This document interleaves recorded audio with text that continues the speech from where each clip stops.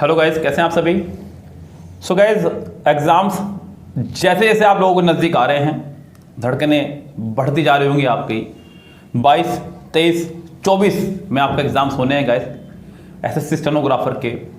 और ये special video आप लोगों के लिए, आपके एग्ज़ाम के लिए ही लेकर के आया हूँ। खासकर इस वीडियो में मैं आपको PQRS किरण की न्यू बुक से करवाने वाला हूँ। बिल्कुल न्यू बुक से, जो लेटेस्ट बुक आपके पास होगी या फिर आपके पास नहीं भी है, जिस किसी को इसका PDF चाहिए सिर्फ PQRS का, नोट पूरी बुक का, वो मैं आपको प्रोवाइड करा ही दूंगा। वो तो खैर वीडियो के बाद में।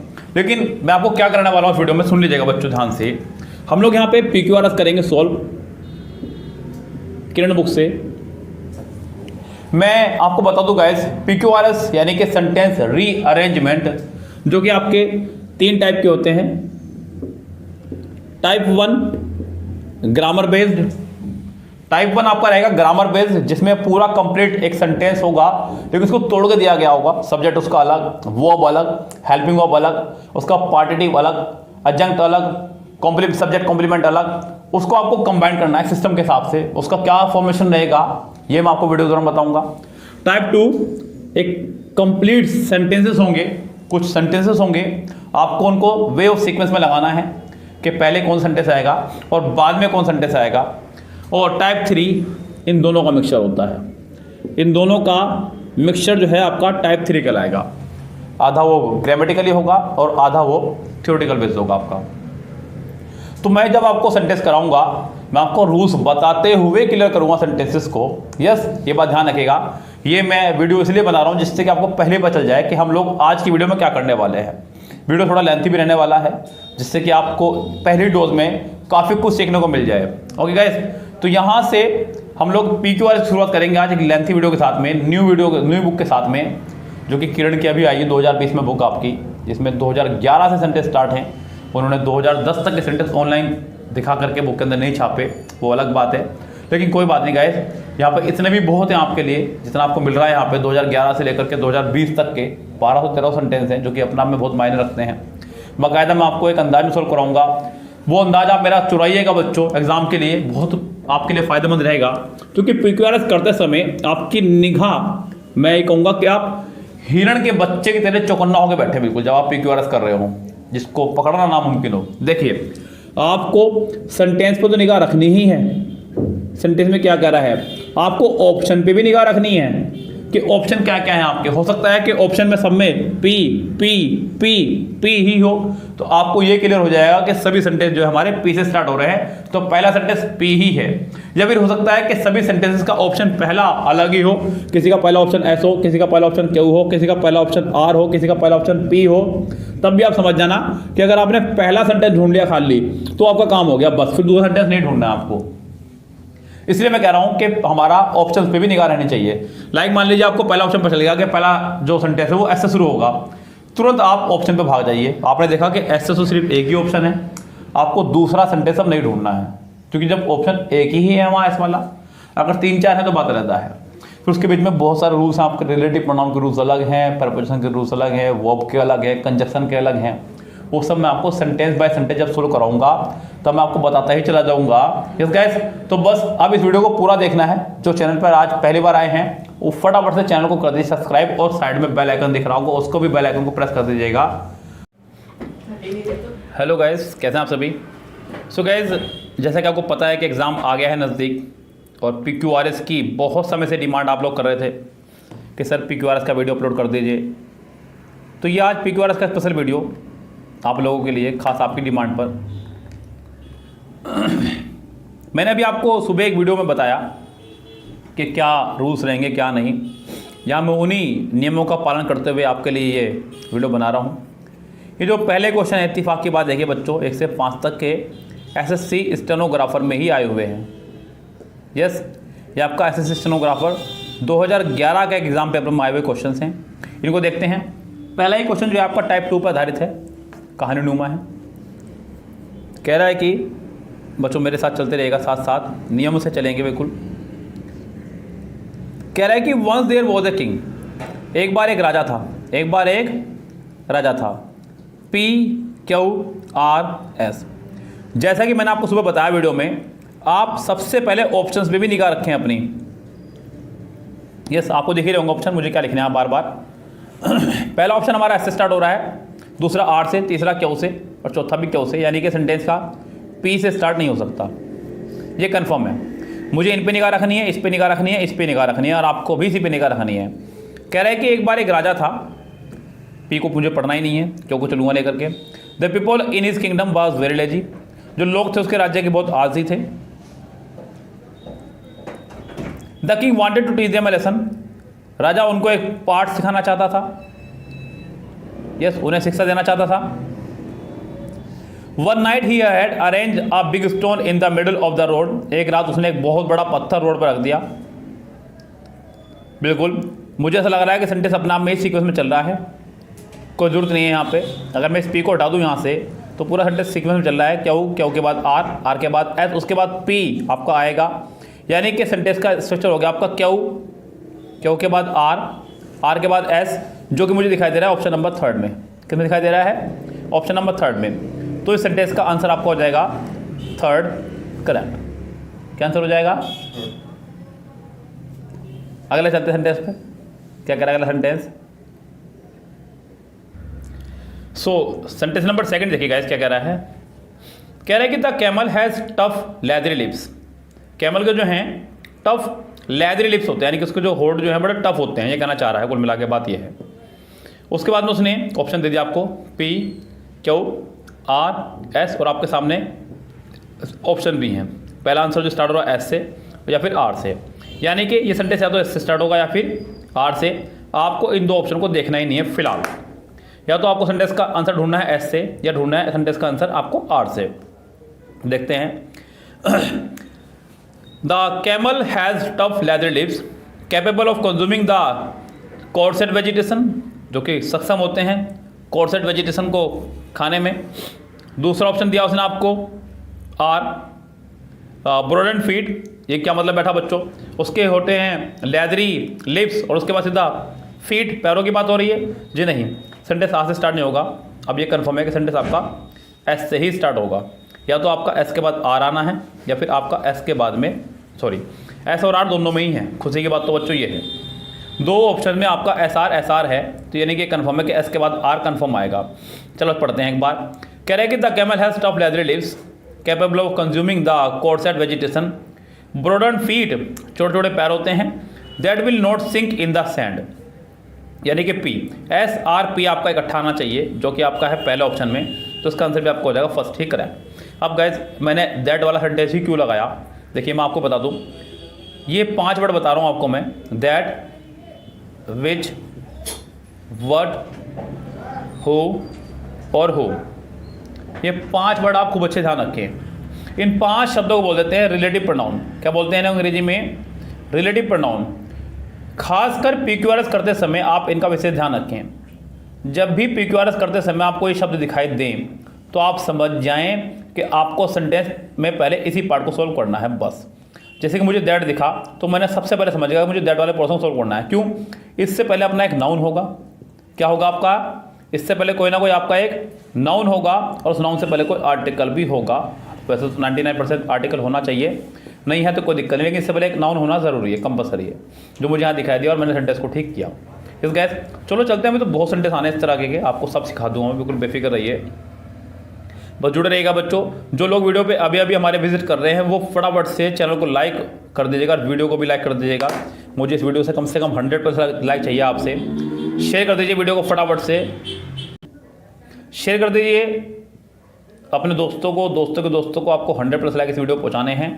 कह रहा है कि पोलियोमाइलिटीज़ या फिर polio is a serious infection. आप सिर्फ इतना ही पढ़िए कि polio is a serious infection. Polio एक गंभीर बीमारी है। P, Q, R, S, option जो है हमारे पास में वो पी से शुरू हो रहे हैं या एस से, यानी कि आपको क्यू और आर देखना ही नहीं है, या तो पी या फिर एस। पोलियो एक गंभीर बीमारी है, पोलियो एक गंभीर बीमारी है। आप सीधा पी को पढ़ें। It often attacks children paralyzing them for life. बच्चों पर अटैक करती है और उनको पैरालाइज कर देती है। अब सीधा आप एस पढ़िए। It is cause by virus, ये एक वायरस से फैलती है। बिल्कुल, पोलियो एक गंभीर बीमारी है, ये एक वायरस से फैलती है। उसके बाद शुरू होंगी आपकी बातें, यानी कि सेंटेंस का आंसर आपका या तो होगा सेकंड या थर्ड। कम से कम अब आप केबीसी की तरह 50-50 पे पहुंच गए। आपके पास दो ही ऑप्शन में से कोई एक आंसर निकालना है, या तो सेकंड या फिर third. Polio is a serious infection, it is caused by a virus. यानी कि अब मेरे पास एस के बाद पी तो कंफर्म आना ही है, दोनों ऑप्शन में उसने एस के बाद पी लगाया है, ये कंफर्म है, मुझे दिख रहा है साफ साफ, आपको भी दिख रहा होगा। अब मुझे देखना है कि पी के बाद क्यू आएगा या पी के बाद आर। चलो इतना सा काम करना है।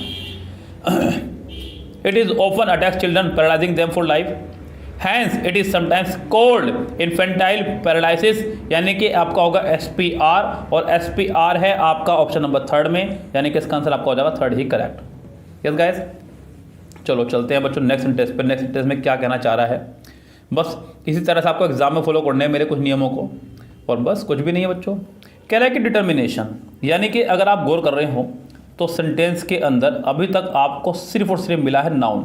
मैंने आपको कई बार बताया है, जब भी किसी वर्ड के आखिरी में आ जाए आपका TION, क्या आ जाए TION, समझ जाइए वो नाउन है। क्या है यार, नाउन है। और मैं आपको एक बात पिछली कई वीडियो में चिक चिक के बता चुका हूँ कि दुनिया का कोई भी सेंटेंस बिना वर्ब के बन ही नहीं सकता। आज तक ऐसा कोई सेंटेंस पैदा ही नहीं हुआ जो बिना वर्ब के बन जाए। यानी कि इस सेंटेंस की वर्ब कहाँ है, आपको वो ढूंढनी है। PQRS आपके पास ऑप्शन 4 हैं। सेंटेंस भी अगर आप देखेंगे तो R से शुरू हो रहा है, P से शुरू हो रहा है, S से शुरू हो रहा है, R से शुरू हो रहा है, यानी कि Q से शुरू नहीं हो रहा है, कंफर्म है। या तो आपका R आएगा, P आएगा, S आएगा, इनमें से कोई एक सेंटेंस आपको आना है, PRS। चलो देखते हैं क्या कहना चाह रहा है यहाँ पे वो।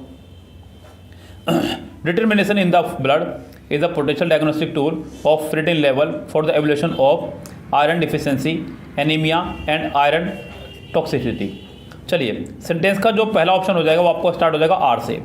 Determination of ferritin level, determination of ferritin level जो कि आपका है पहले ऑप्शन में RPQS, और कहीं नहीं है, बस आंख मिच के आप लगा दीजिएगा, पहला आंसर ही करेक्ट। सेंटेंस नंबर 5 देखिएगा क्या कह रहा है। कह रहा है कि the recent aircraft accident at Patna airport caused a great shock at the air travellers. तो भैया जो अभी हाल ही में जो एक्सीडेंट हुआ एयरक्राफ्ट का पटना में, तो वहाँ पे यात्रियों को जरा बहुत कड़ा झटका लगा, ये कहना चाह रहा है। सेंटेंस नंबर 5 का पहला पार्ट ये था। PQR ऐसे 4 ऑप्शन हैं, देखते हैं किससे शुरू होगा। हालांकि मैं पहले आपको ऑप्शन दिखा दूँ। ऑप्शन जो है हमारा QPRP, यानी कि ऐसे शुरू नहीं होगा कम से कम, ये तो कन्फर्म है। In view of different versions, a High Court judge was appointed to inquire into the nature of the accident. The plane was scheduled to land at Patna at 6 PM. Plane को schedule किया गया Patna airport पर उतरने के लिए 6 बजे, यानी कि 6 बजे उसको उतरना था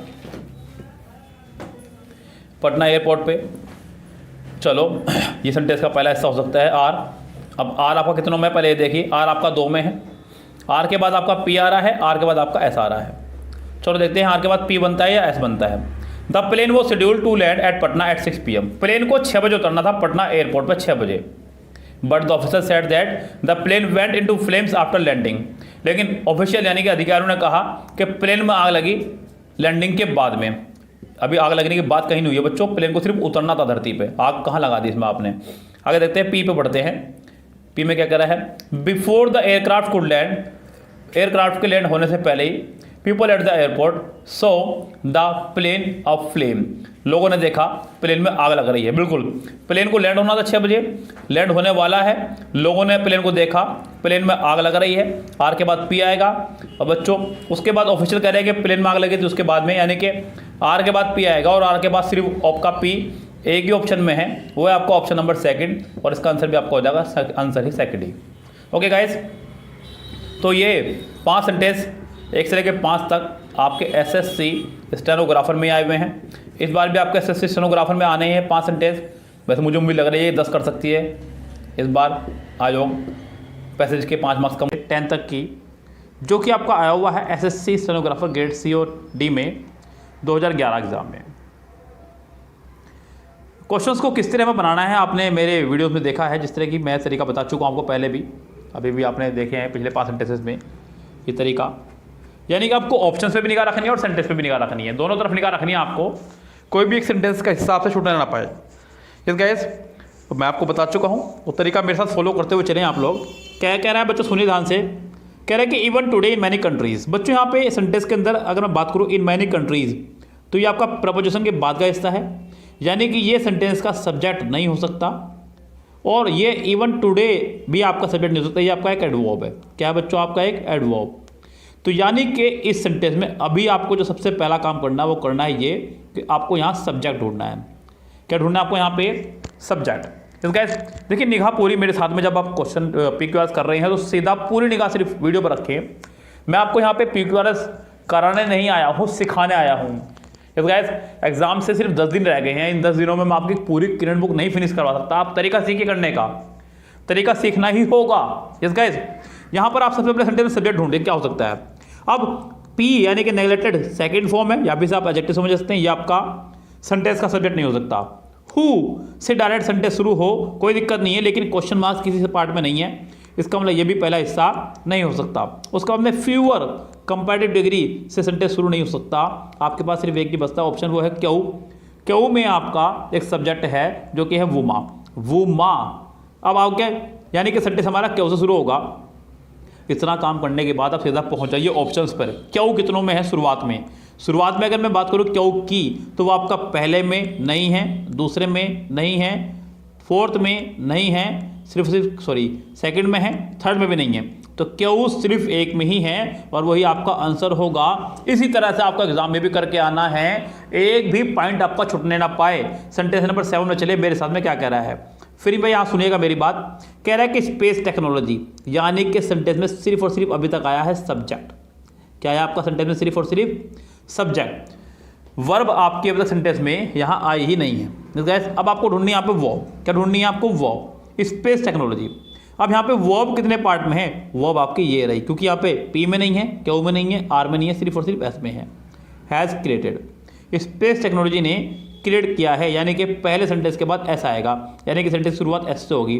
S आपका 3 में है, ये तो तगड़ा मरण है बच्चों। अब आपका S के बाद P या फिर S के बाद R, इन दो को देखिए।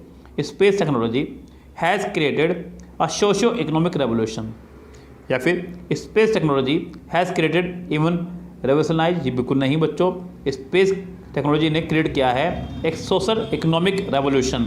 सो गाइज एस के बाद पी आना है, ये कंफर्म है। अब हम लोग 50 पे पहुंच चुके हैं, या तो थर्ड या फिर fourth. Space technology has created a socio economic revolution, जो कि आपका एक नाउन है। आपको यहाँ पर रिलेटिव प्रोनाउन भी दिखाई दे रहा है दैट, और मैंने आपको कहा है जब भी सेंटेंस में रिलेटिव प्रोनाउन आएगा तो आप उस पार्ट को भी देखते हुए चलेंगे। उससे पहले कोई नाउन होना चाहिए, क्योंकि वो वर्ब जो उसके बाद आ रही है वो उसी के लिए है। तो यहाँ पे पी के बाद क्यों आएगा, यानी कि सेंटेंस का आंसर हो जाएगा एस पी क्यों, थर्ड करेक्ट। क्या आंसर हो जाएगा इसका? Third correct. कोई भी सेंटेंस अगर आपको समझ में ना आए तो आप मुझसे पूछ सकते हैं पर्सनली भी। मेरा व्हाट्सअप नंबर अब लगभग सभी स्टूडेंट्स के पास पहुँच चुका है। शायद ही यूट्यूब पर कोई ऐसा टीचर होगा जिसने पर्सनली अपना नंबर दिया है कॉन्टैक्ट करने के लिए और कॉल करने के लिए। यस सो गाइज, आपको इसलिए इतना सपोर्ट कर रहा हूँ कि आप लोग सिलेक्शन ले सके गाइज। यस मुझे सपोर्ट आप बाद में कीजिएगा, कोई दिक्कत नहीं। आप चैनल को मत सब्सक्राइब कीजिए, मत लाइक कीजिए वीडियो को, कोई दिक्कत नहीं। फिलहाल आप इस साल सिलेक्शन ले लो, अगले साल आपका खुद मन करेगा चैनल सब्सक्राइब करने का, आप 4 को और बताएंगे, ये भी मैं गारंटी दे रहा हूँ। फिलहाल आप मेरे साथ में सिलेक्शन ले लीजिए इस साल, बस सारी बात यहाँ खत्म होती है बच्चों। सेंटेंस नंबर 8 पे चलते हैं। 8 में क्या कह रहा है? कह रहा है कि a minor element can be. मेरे नियमों से चलते रहो और आगे बढ़ते रहो, कुछ नहीं करना बच्चों। देखो बच्चों, आपको दिखना है पे बी। अब मैं आपको बता चुका हूँ बी की फैमिली के लिए 2 बातें हमेशा बताया हो मैंने। बी की फैमिली के साथ में या तो आपके आएगी आईएनजी फॉर्म या फिर थर्ड फॉर्म। मेरी ये बात ध्यान रखना, बी की फैमिली के साथ में या तो आपकी आएगी आईएनजी फॉर्म या थर्ड फॉर्म। सेंटेंस स्टार्ट हुआ है नॉन लिविंग थिंग से, आ माइनर एलिमेंट। तो गाइज यहाँ पर आपका पी के फैमिली के साथ अब थर्ड फॉर्म का ही आना अनिवार्य है। वो थर्ड फॉर्म ढूंढ लो किस पार्ट में है, आपको दिख गई, समझो काम हो गया। पहले पार्ट में to the doctor but if neglected, जी नहीं। सीरियस ट्रबल रिक्वायरिंग, जी नहीं। इजिली क्योर्ड दिख रहा है मुझे यहाँ पे थर्ड फॉर्म क्योर्ड। तो गाइस यहाँ पे क्योर्ड आपकी थर्ड फॉर्म है, यानी कि ये बात कंफर्म है कि पहले सेंटेंस के बाद आपका आर आना चाहिए। अब आर से कितने सेंटेंस शुरू हो रहे हैं? आर से सिर्फ एक ही सेंटेंस शुरू हो रहा है बच्चों, बस अपना काम बनता, बस आगे की लाइन तो आप जानते ही हैं। यानी कि सेंटेंस का आंसर आपका हो जाएगा फोर्थ करेक्ट। यस गाइस, समझ में आ रही है बात? तो खूब अच्छी बात है। आगे बढ़ते हैं। कह रहा है कि कमर्शियल एनर्जी, ध्यान थे, कमर्शियल एनर्जी इंक्रीजिंग ट्रेंड, यानी कि सेंटेंस में सिर्फ और सिर्फ सब्जेक्ट आया है, ध्यान देना, वर्ब नहीं आई है अभी तक, आपको वर्ब भी ढूंढनी है। Increasing trend shows and consumption and poses the major challenge for the future. Commercial energy consumption. देखिए एनर्जी जो है कंज्यूम होती है, ये कन्फर्म है कि इसके बाद आर आना है। क्या आना है आपका? आर आपका सिर्फ एक में ही है, बात ही खत्म सारी। सेंटेंस आपका आर से बनेगा, तब उसके बाद वर्ब आएगी क्यों, आर के बाद क्यों आएगा। ये लीजिए, बहुत इजी सा है, कुछ भी नहीं है बच्चों। कोई दिक्कत आए तो आप तुरंत मुझसे पूछिए, कोई टेंशन वाली बात नहीं है। आगे देखिए सेंटेंस नंबर 9 कह रहा है कि माय फ्रेंड सजेस्टेड। अभी तक सेंटेंस में क्या आया है? सब्जेक्ट और वर्ब, सब्जेक्ट और वर्ब। मेरे फ्रेंड ने मुझे सजेस्ट किया है। क्या किया है सजेस्ट में? तो बच्चों यहाँ पर उस बात को आगे बढ़ाएंगे। My friend suggested, my friend suggested my future plans to succeed very in advance that I must chalk out. So guys यहाँ पे ये सेंटेंस तो कंफर्म आपको पता ही है कि पूरा सेंटेंस है, सेंटेंस नाम में कंप्लीट है, क्योंकि सेंटेंस में दो ही तो चीज़ मेन है, सब्जेक्ट और वर्ब, वो दोनों यहाँ पर हैं। जब सेंटेंस में आपका पूरा कंप्लीट फॉर्मेशन है, सब्जेक्ट भी है, अपना एक वर्ब भी है, तो गाइस आपको क्या करना है? अब या तो एक नया सेंटेंस ढूंढिए, क्या ढूंढिए यहाँ पे? आप एक नया सेंटेंस ढूंढिए या फिर ऑब्जेक्ट ढूंढिए। माय फ्रेंड सजेस्टेड, सेंटेंस में आपको दैट दिखाई दे रहा है, दैट यहाँ पे एज ए कंजक्शन काम कर रहा है। कैसे पता चला मुझे? क्योंकि दैट के बाद अपना एक सब्जेक्ट है, दैट के बाद अपनी एक वर्ब है, दैट के बाद अपनी एक मेन वर्ब भी है। सो गाइज यानी कि ये कन्फर्म है कि पहले सेंटेंस के बाद आपका ऐसा आएगा, my friend suggested that I must chalk out. Sentence ऐसे शुरू होगा, ऐसा आपका 3 में है, इतना हल्का भी काम नहीं है अभी आपका ये। आई must chalk out my future plan, S के बाद पी और हो गया काम अपना। इस गाइस देखिए जो नेक्स्ट सेंटेंस है वो है आपके 11 से 15 और बहुत सौभाग्य की बात है बच्चों, क्योंकि ये सेंटेंस आपके हैं SSC FCI multi assistant grade 3 में आए हुए मुख्य परीक्षा में 2013 में। शुरुआत के 2 सेट जो थे वो आपको एसएससी स्टेनो से ही थे, जो आप एग्ज़ाम देने अब जा रहे हैं।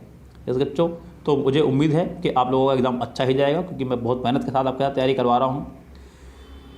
अगर मैं सेंटेंस की बात करता हूँ 11 सेंटेंस की, तो गाइज यहाँ पर बात देखिए ज़रा ध्यान से, थोड़ा छोटा कर दूँ जिससे कि आपको पूरा सेंटेंस दिखे विद ऑप्शन।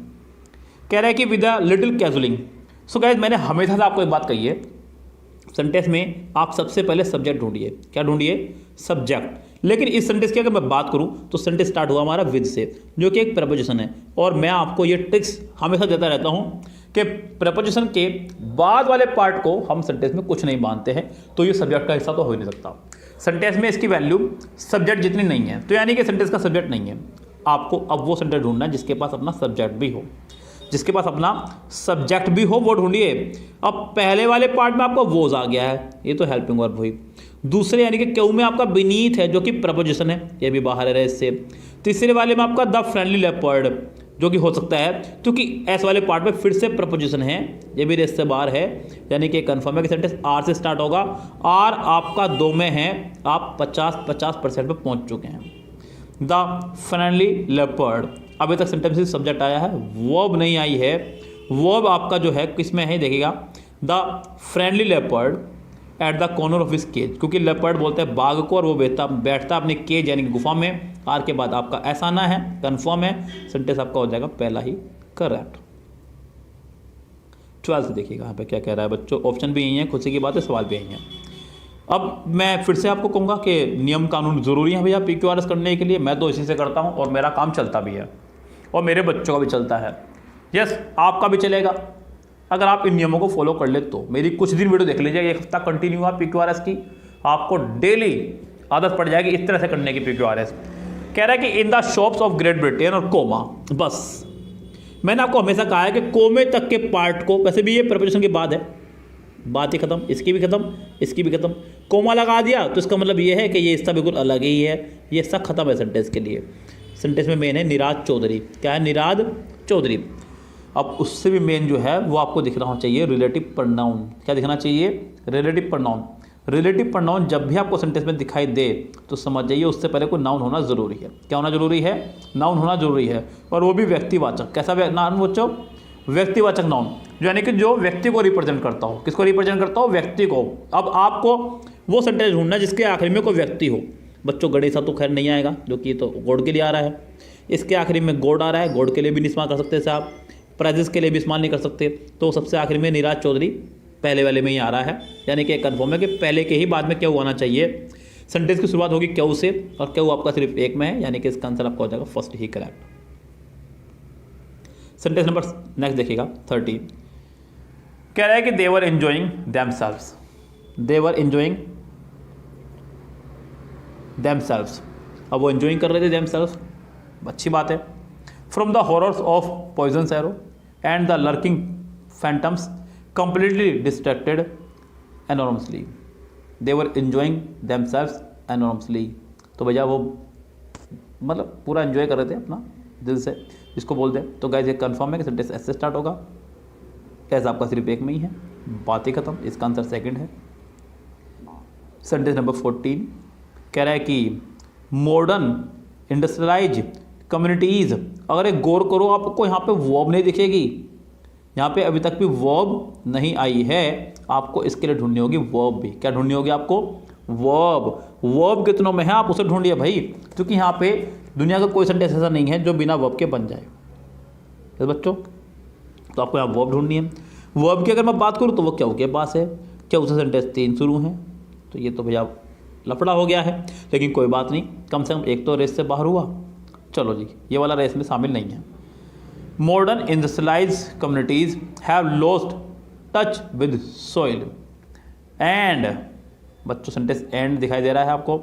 एंड के बाद डायरेक्ट एक हेल्पिंग वर्ब है. अब ये किसके लिए है, क्योंकि इसके लिए आपको सब्जेक्ट ढूंढना पड़ेगा एक अलग से. तो क्यों के बाद एस आपका कंफर्म आ जाएगा, वो आपका सिर्फ और सिर्फ एक में ही है, वो सेकंड में. इसका आंसर आपका हो जाएगा सेकंड ही करेक्ट. चलो जी चलते हैं मेरे साथ साथ अगले सेंटेंस की तरफ. क्या कहना चाह रहा है? कह रहा है कि बाय ट्रेडिशन, प्रपोजिशन हिस्सा है, इसे भूल जाइए. The medical profession sorry the medical profession, यानी कि सेंटेंस में अभी तक आपको वर्ब नहीं मिली है, आपको वर्ब ढूंढनी है. Has sealed lips and dash to explain his problem has been ever more reluctant to the general public. Guys यहाँ पे सेंटेंस में अगर मैं बात करूँ वर्ब की, जो कि आपकी 2 में आ चुकी है, पी में भी और आर में भी, लेकिन किस सेंटेंस को लगाने से सेंटेंस मीनिंगफुल बन रहा है? The medical profession has sealed lips and dash, has sealed lips and.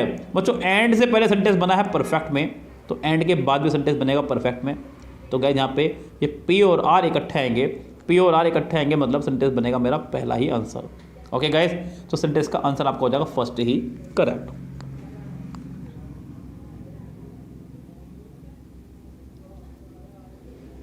So guys आज की इस वीडियो में इतना ही. देखिए फिलहाल थोड़ा सा समय की तंगी होने की वजह से और लाइट भी यहाँ पे आज नहीं है हमारे यहाँ पे, तो इस वजह से मैं इसका कैमरा ऑन करके नहीं पढ़ा पाया आपको बोर्ड पे जिस तरह मुझे पढ़ाना था, जिससे कि आपने इसके शुरू के 5 सेंटेंस देखे बोर्ड पर समझाने में, तो इसका उसी का तरह मजा आएगा.